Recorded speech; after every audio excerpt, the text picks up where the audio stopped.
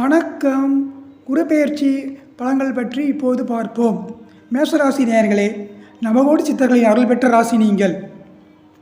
மே 1ஆம் தேதி ரிஷபராசிக்கு பயிற்சியாகிறார். மாற்றான் தோட்டத்து மளிகைக்கும் மனமுண்டு என்றார் பேரறிஞர் அண்ணா.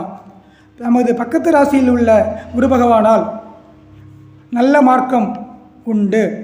குரு வழி காட்டுகின்ற நல்வழி சென்றால் நாளை நமதே, உங்களுடையது. இந்த அறம், பொருள், இன்பம், வீடு, இந்த நாளும் உங்களதே. வெற்றி உங்களுடையதே. கான்சன்ட்ரேஷன், ப்ராக்டிஸ், கன்சல்டிங், அண்டர்ஸ்டாண்டிங், இந்த நான்கும் உங்களிடம் டபுள் ஓகே. பயிற்சியால், முயற்சி, விடாமுயற்சியால் நிச்சய வெற்றி கிட்டும்.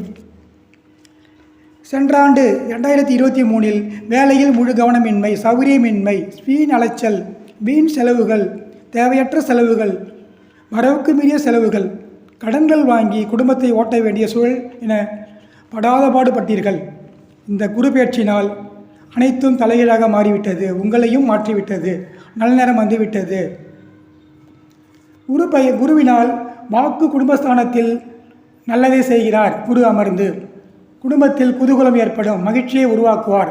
மகிழ்ச்சியால் மனதில் நிம்மதியும் சந்தோஷங்களும் ஏற்படும். உடல் ஆரோக்கியமாக இருப்பீர்கள். உடல் நலம் நன்று. வேலையில் ப்ரொமோஷன் கிடைக்கும். இன்க்ரிமெண்ட் கிடைக்கும்.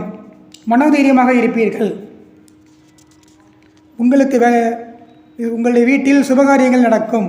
வேலை செய்யும் இடத்தில் மற்றவர்களுக்கு ரோல் மாடலாக திகழ்வீர்கள். திருமணமானவர்களுக்கு புத்திரபாக்கியம் அமையும். ஜனனி ஜன்ம சௌக்கியனாம் வர்தனி குலசம்பதாம் பதவீம் பூர்வ புண்ணியனாம் லிக்கியதே ஜென்ம பத்திரிகா என்கிறது சாஸ்திரம் விதி. உங்களுடைய பூர்வ புண்ணியஸ்தானத்தையும் பதவி ஸ்தானத்தையும் குரு பகவான் பார்க்கிறார்.